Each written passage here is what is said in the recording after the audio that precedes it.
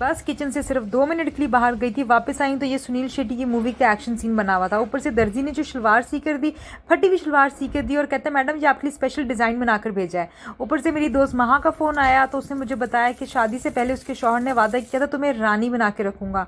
तो मैंने पूछा क्या उसने अपना वादा पूरा किया? कहती वादा तो पूरा किया और रानी बना के रखा, मगर नौकरानी।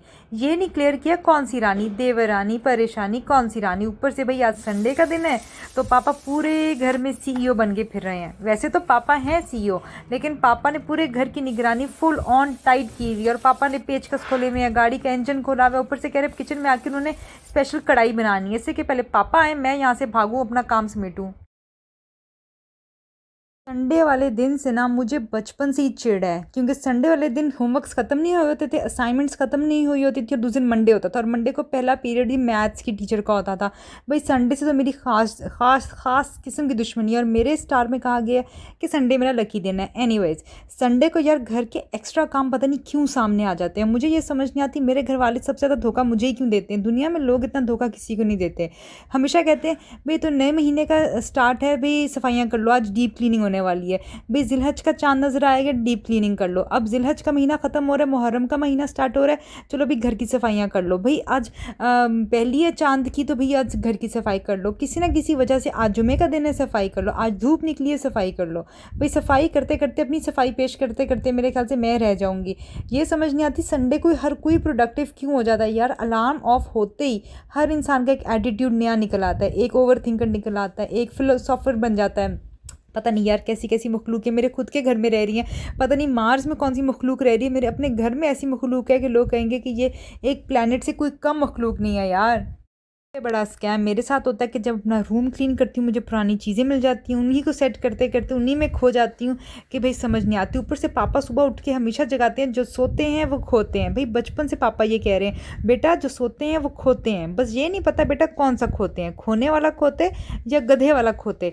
मैं सोच रही हूँ पापा से आज कह ही दूँ कि पापा आप ही ज़रा चैट जीटीपी से पूछ लें, गूगल से पूछ लें कौन से वाला खोते। बचपन से मैं यही कह के जगा रहे हैं पापा। फिर कहते हैं चलो ना उठो बेटा आपकी मर्ज़ी, यानी पूरा झंझोर की अपनी आवाज़ से बाद में कहते हैं भाई आपकी मर्ज़ी। भाई मुझे तो ये समझ नहीं आता संडे वाले दिन जो है ना हमारे देसी डैड्स को इतना ज़्यादा पसंद क्यों आता है।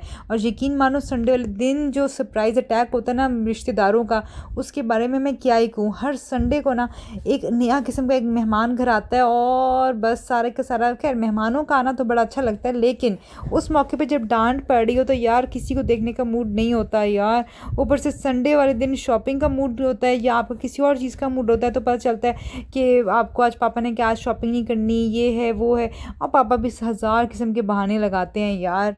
यहाँ तो संडे को एक सवाल होता है कि आज खाना क्या है। भाई ये सिर्फ आज का सवाल नहीं है, रोज़ाना का ही सवाल होता है आज खाना क्या है। बात यह है कि ये इतना आसान सवाल नहीं है, क्योंकि आज आप कहोगे ना आपने टिंडे बनाने हैं तो कुछ लोग मुंह बनाएंगे, कुछ कहेंगे हाँ टिंडे ठीक है, कुछ कहेंगे ना चलो चिकन कढ़ाई, कोई कहेगा हमें चिकन नहीं खाना, हम चिकन नहीं खाना चाहते। हर शख्स की कोई ना कोई फरमाइश होती है, इसलिए औरत को समझ ही नहीं आती उसने क्या पकाना है यार।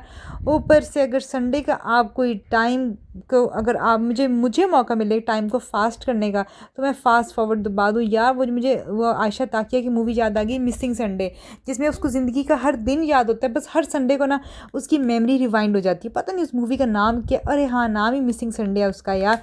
ऊपर से संडे की शामें मुझे बहुत डिप्रेसिंग लगती है यार। हम तो मेरे बचपन से मुझे जो है ना सख्त नफरत है इस चीज़ की। और ऊपर से सबसे इम्पोर्टेंट चीज़ ये है कि संडे को ना पापा की वो चीज़ें निकल आती शादी से पहले के दौर की चीज़ें। इवन उनके 10 रुपये का नोट जब होता था हमारे यहाँ वो भी, और इवन 5 रुपये का सिक्का भी, वो भी पापा की अलमारी से निकल आता है, वो भी संडे वाले दिन। हालांकि संडे को मोटिवेशन लेवल हम सभी का लोअर हुआ होता है, लेकिन उस दिन भाई मैं क्या ही बताऊँ। और सबसे ख़तरनाक बात यह है कि जो पापा सबके गोल सेट करते हैं ना, बेटा आपने बड़े होकर ये बनना है, दूसरे बच्चे को कह रहे होते हैं बेटा आपने अपने मैथ्स में इतने नंबर लेकर आने हैं, बेटा आपने ये करना है, सबको ना एक अजीब किस्म का एक टॉक्सिक माहौल में डाल देते हैं कि हमें ये ज़िंदगी गोल्स हैं। उसी वक्त जो है ना ज़िंदगी गोल हमें ही गोल मटोल लग रहे होते हैं। क्या ये सिर्फ मेरे घर में होता है या आपके घर में भी ऐसा होता है कि संडे को सबको अचानक प्रोडक्टिव क्यों बनना होता है? हर कोई जो है ना अलमारियों में घुसा होता है, कोई बोनेट के अंदर घुसा होता है। जैसे पापा ने आज बोनेट खोल के ना 100 चीज़ें चेक कर रहे हैं और ऐसा ऑब्जर्व कर रहे हैं, सीन में वॉक कर रहे हैं, चीज़ों को ऑब्जर्व कर रहे हैं। संडे प्लान्स जो है ना रियलिटी से वैसे अलग ही होते हैं। संडे को आप सोचते हो मैं ये करूँगा वो करूँगा, या तो सुस्ती गालिब आ जाती है आपके ऊपर। लाइफ सेट करनी होती है आपने एक बेचारे संडे के दिन। कि एक संडे है और पूरी ज़िंदगी आपने इसको सेट करना है यार, पूरी ज़िंदगी का सॉफ्टवेयर अपडेट आप कैसे कर सकते हो यार। और एंड में इतने आपके गोल्स होते हैं, इतने अनरियल गोल्स होते हैं कि आप फिर आके सिर्फ फ़ोन स्क्रॉल करना ही आपको याद आता है। यकीन माने ऐसी ऐसी पर्सनैलिटीज़ हमारे घर में है संडे वाले दिन। एक वो शख्स है यार जो हर वक्त सोता रहता है, एक वो शख्स है जिसको हर वक्त सफाई का लाला पड़ा रहता है, जैसे कि मुझे पता है कि भाई मैंने वो सारी सब्जियां काटनी है जो मुझे पूरे हफ्ते में ना मुझे कढ़ाई बनानी है, चीज़ बनानी है, उसकी मुझे ज़रूरत पड़ेगी। अब एक वो शख्स है जिसका काम होता है सिर्फ खाना, यार बारिश हो रही है पकौड़े बना दो, यार धूप निकली हुई ऐसा करो रूह अफ़ज़ा बना दो। और एक शख्स होता है ओवर थिंकिंग वाला कि यार ज़िंदगी में अब क्या करना है, या हमारे प्लान्स क्या होने चाहिए। और वो है पापा पता नहीं ओवर थिंकिंग करते हैं या हमारे गोल सेट करके ज़िंदगी को जो है ना इसने गोल घूम चक्कर किया हुआ पापा ने। ऊपर से यार संडे से हमेशा यही कहते हैं बेटा कल से अपनी लाइफ को सीधा करो भाई, जैसे कि ज़िंदगी ने बड़ी सीधे रास्ते दिखाए हैं, घूम घमेरियाँ तो आपको ज़िंदगी देती है यार।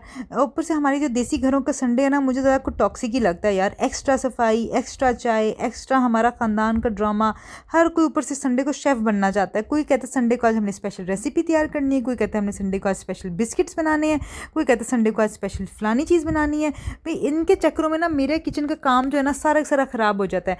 पापा ने आके भी कढ़ाई बनानी है तो पूरे किचन के जो है ना ये स्टोव ख़राब कर देंगे, कोई ना कोई चीज़ ख़राब कर देंगे। ऊपर से भाई किचन से 1 मिनट के लिए आप साइड पे हटते हो तो पता चलता है चूल्हे को बिना गुबाल आ गया। उधर आपने अलग ये एक्शन मूवी का सीन स्टार्ट किया होता है, उधर अलग वॉल्केनोज इरप्ट हो रहे होते हैं और पता नहीं क्या। ऊपर से सफाई आपकी एक्स्ट्रा बढ़ जाती है जब कोई आपका जैसे लोगों के हाँ लोग दूध उबालते हैं वो उबल के गिर जाता है, चाय उबालते हैं पत्ती बाहर आ जाती है यार। ये सब चीज़ें जो है ना ऊपर से किचन में आके जिसने बिस्किट्स बनाने हैं ना यकीन मानो सफाई मुझे ही करनी पड़नी है।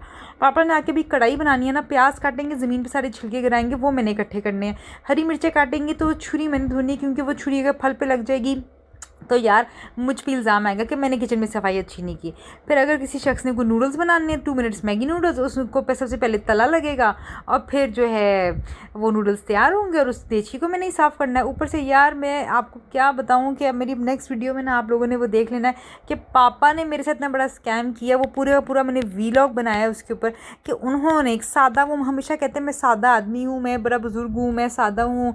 बेटा आप लोग बड़े तेज़ ज़माने के लोग हो, हमारे ज़माने में बड़ी सादगी होती थी, लेकिन जो तो भाई उन्होंने मेरे साथ किया ना वो तो देखने वाला हाल है। उसके ऊपर तो मैंने पूरे का पूरा अपना वीलॉग बना दिया उनके स्कैम और उनके फ्रॉड के ऊपर कि ऐसा मैंने सोचा नहीं था कि मेरे पापा के ज़माने का कोई शख्स इतना चालाक हो सकता है। हमारी भी जनरेशन से ज़्यादा चालाकी तो उन्होंने दिखाई है। और वो वाला वीलॉग जो अभी मैं क्या ही बताऊँ, वो नेक्स्ट वीलॉग में उसमें आप देख लेना उन्होंने मेरे साथ क्या काम किया है। आप लोगों को याद होगा हुमा मैडम ने पिछली साल जो है अपना व्लॉग बनाने की कोशिश की थी, यूट्यूब का चैनल खोला था, लेकिन हुआ क्या कि मैडम को कंसिस्टेंट नहीं है, यानी कि एक वीडियो बनाती है फिर भूल जाती है, फिर अपने यूट्यूब का पासवर्ड भूली हुई थी, कभी वीडियो बनाना भूल जाती है कभी कुछ। एक दिन वो मैडम ने कहा मैं तुम्हारे घर आके डबिंग करना चाह रही क्योंकि मेरे घर में बहुत शोर है, मज़दूर भी आए हुए हैं, ऊपर से छोटे बच्चे भी आए हुए हैं, कज़न्स भी आए हुए हैं, तो बहुत शोर है, तो मैंने तुम्हारे घर आके वीडियो जो है ना डबिंग करनी है। अब मैंने सोचा कि वो मेहमान बन के अपने आप को इन्वाइट करी है, मैं इनकार करूँगी तो बुरी लगूंगी, तो मैंने कहा चलो आ जाए, गपशप हो जाएगी, वो खुद ब खुद मेरे घर का माहौल देख लेगी कि ऑलरेडी कितना ही यार शोर शराबा बातें हैं और पता नहीं कितना कोई हंगामा है। जब वो आई तो सबसे पहले सबने से सवाल जवाब किए, फिर ऊपर से एक शख्स का सवाल आया, फिर अगले शख्स के और बातें। हमारे यहाँ चाहे बच्चे नहीं हैं लेकिन शोर बच्चों से ज़्यादा हमारे घर में होता है। चाय किसने यहाँ पे रख दी, अरे पतीले के ऊपर ढक्कन किसी ने नहीं रखा, अरे फ्रिज कौन खोल गया, अरे फ्रिज में मैंने चॉकलेट रखी थी मेरी चॉकलेट पर चक्की किसने मार ली। भाई ये चीज़ें ना हमारे घर में भी हुई। तो फिर भाई हुमा मैडम ने एक चीज़ की कि यार तुम्हारे घर में बच्चे नहीं है लेकिन यार शोर हमारे बच्चों से भी ज़्यादा है तुम्हारे घर में। तो यार इस वजह से उस बेचारी का ना व्लॉग बन सका, ना उसका यूट्यूब का चैनल ज़्यादा सक्सेसफुल हो सका। मेरे पापा कहते हैं ना कि बेटा आपने ना संडे वाले दिन हल्की फुल्की सी कुकिंग करनी है। यकीन मानो ये इतना बड़ा स्कैम है ना, हल्की फुल्की कुकिंग कोई पसंद नहीं करता। हर कोई कहता है दाल बनाओ दाल बनाओ। जब आप दाल बनाते हो आप पूरे के पूरे पागल हो जाते हो। दाल बना के तड़के लगा के, बातों का तड़का इतना नहीं आपका अच्छा होता जितना दाल का तड़का अच्छा होता है। उसके बाद सब जो है ना फूड पांडा से कुछ ना कुछ ऑर्डर कर रहे होते हैं। कोई कहता है कि हमने बर्गर खाना है आज दाल नहीं खाना है, इसलिए संडे को हर कोई जो है ना कोई चीज़ बाहर से ही ऑर्डर कर रहा होता है। और आप क्या करते हो फिर किचन में जो है ना सारा दिन गर्मी में खड़े होकर दालें बना के रायते सलाद काट के इनके लिए चीज़ें कर रहे होते हो। मैं आपको एक चीज़ बता दूं यार, मैंने रमज़ान में एक मौलवी को कहते सुना था कि यार अपनी ज़िंदगी का मकसद आपने कुकिंग कर ली है, इबादतों में भी तो टाइम गुजारो। औरत ने कभी समोसे पकौड़े इनों में तल के आपने ख़त्म हो जाना, अपनी इबादतें आपने जो है ना वो आपने पूरी नहीं की होती। बस समोसे पकौड़ों की जो फरमाइशें वो पूरी करते रहते हो, उनके हकूक़ आप अदा करते रहते हो कि चलो अब हम लस्सी बना लें, अब ये बना लें वो बना लें।